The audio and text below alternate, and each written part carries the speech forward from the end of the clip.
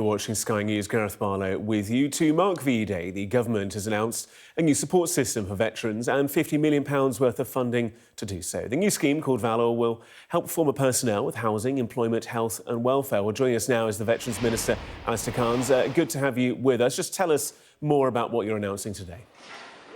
Well, it's a fantastic announcement. It's an announcement that will span the national, the regional and the local level and look at restructuring how this government supports veterans. So it's a fantastic announcement, well-timed with VE Day, supporting the greatest generation. As you can see behind me, the setup, which is just taking place now for what is going to be a fantastic week of remembrance. And what exactly is it going to entail? We hear this figure of 50 million. We hear that you're going to get veterans to be part of the process of deciding what this project looks like. But what tangible benefits are they going to derive from it?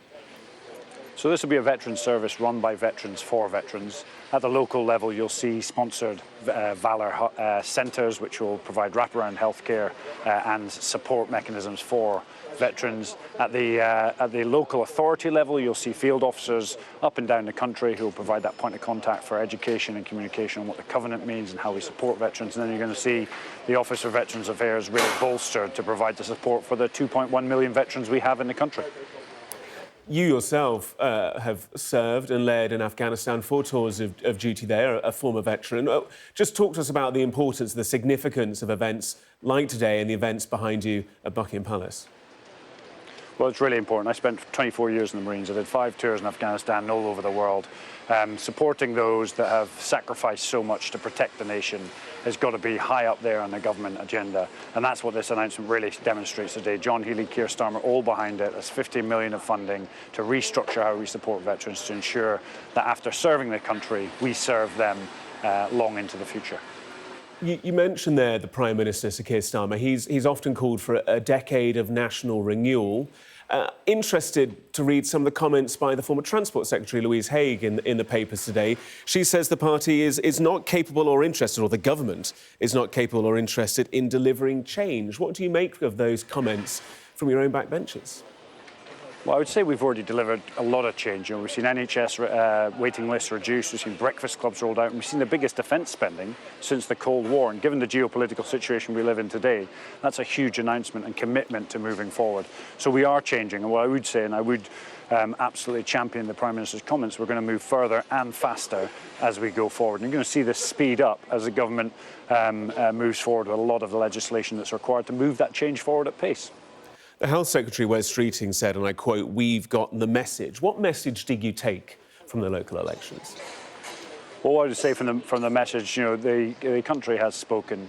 We are a party that will listen, and what I would say is we need to move further forward and faster with some of the key changes. The reality is it takes time to get legislation in, move forward. And I always say slow is smooth, smooth is fast. After 24 years in the military, I've seen lots of planning, and planning or strategy without a plan and key objectives is a fool's folly. So we've got to move steady through this to deliver the best for the country in the most progressive manner.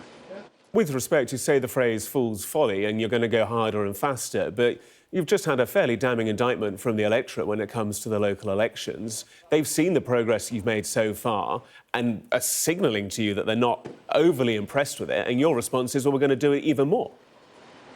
Well, I'd say that's 9 months. The government's only been in place for 9 months, and it does take time. So what I would say is, bear with us. We are going to move forward with these changes. We've already delivered a lot already, and there's much more to come.